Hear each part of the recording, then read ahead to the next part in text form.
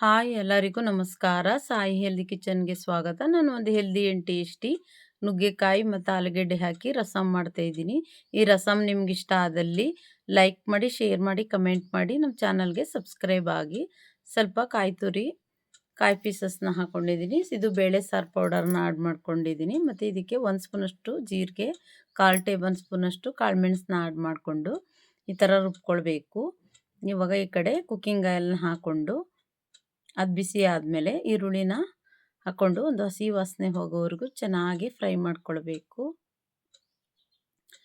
ನುಗ್ಗೆಕಾಯಿ ಸಾಂಬಾರನ್ನ ಜೀರಿಗೆ ಮೆಣಸು ಹಾಕಿ ಮಾಡೋದ್ರಿಂದ ತುಂಬ ಟೇಸ್ಟಿಯಾಗಿರುತ್ತೆ. ಮದುವೆ ಮನೆಗಳಲ್ಲೆಲ್ಲ ಇದೇ ಥರ ಮಾಡೋದು, ಜೀರಿಗೆ ಮೆಣಸು ಬಳಸೇ ಅವರು ಭಟ್ರುಗಳು ಮಾಡೋದು. ಅದಕ್ಕೆ ನುಗ್ಗೆಕಾಯಿ ಸಾಂಬಾರು ತುಂಬ ಟೇಸ್ಟಿಯಾಗಿರುತ್ತೆ. ಸ್ವಲ್ಪ ಕರಿಬೇವನ್ನ ಆ್ಯಡ್ ಮಾಡ್ಕೊಳ್ತಾ ಇದ್ದೀನಿ. ಅದಾದಮೇಲೆ ಟೊಮೊಟೊನ ಆ್ಯಡ್ ಮಾಡ್ಕೊಳ್ತಾ ಇದ್ದೀನಿ. ಟೊಮೊಟೊನೂ ಕೂಡ ಸಾಫ್ಟ್ ಆಗೋವರೆಗೂ ಚೆನ್ನಾಗಿ ಫ್ರೈ ಮಾಡ್ಕೊಳ್ಬೇಕು.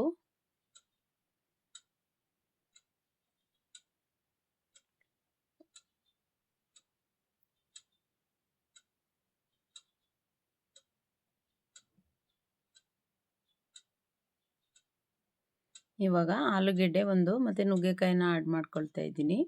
ಇದನ್ನು ಚೆನ್ನಾಗಿ ಒಂದು ಹಸಿ ವಾಸನೆ ಹೋಗೋವರೆಗೂ ಫ್ರೈ ಮಾಡ್ಕೊಳ್ಬೇಕು.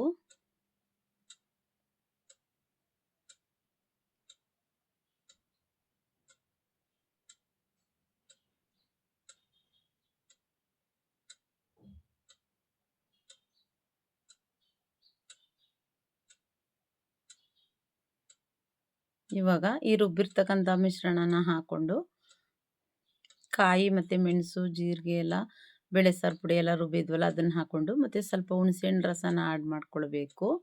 ಇವಾಗ ಚೆನ್ನಾಗಿ ಈ ಖಾರದ್ದೆಲ್ಲ ಹಸಿ ವಾಸನೆ ಹೋಗೋವರೆಗೂ 1 ನಿಮಿಷ ಫ್ರೈ ಮಾಡ್ಕೊಳ್ಬೇಕು.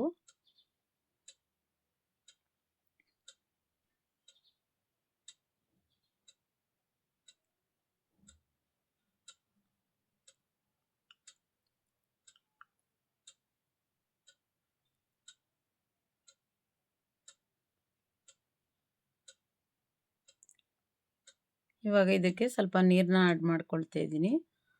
ಸುಮಾರು ಒಂದು ಅರ್ಧ ಲೀಟ್ರಷ್ಟು ನೀರನ್ನ ಆ್ಯಡ್ ಮಾಡ್ಕೊಳ್ಳಿ.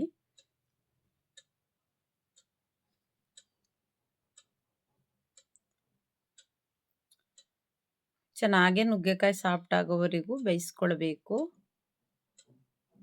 ಲಿಡ್ನ ಕ್ಲೋಸ್ ಮಾಡಿ.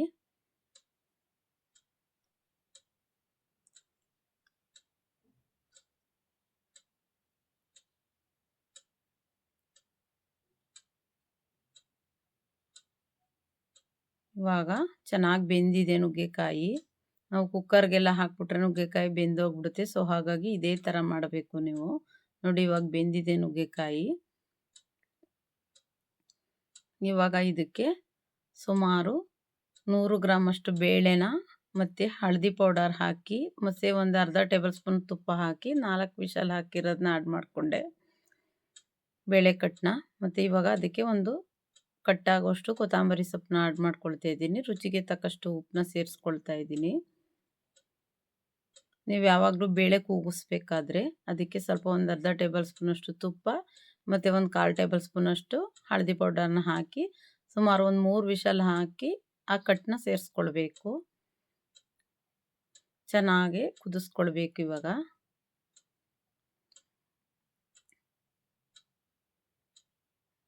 ನೋಡಿ ಇವಾಗ ಸಾಂಬಾರೆಲ್ಲ ಚೆನ್ನಾಗಿ ಬೆಂದಿದೆ.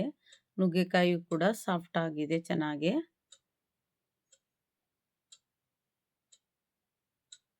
ನೋಡಿ ಎಷ್ಟು ಹೆಲ್ದಿ ಆ್ಯಂಡ್ ಟೇಸ್ಟಿ ನುಗ್ಗೆಕಾಯಿ ಸಾಂಬಾರು ರೆಡಿ ಆಯಿತು. ಎಲ್ಲರಿಗೂ ಧನ್ಯವಾದ.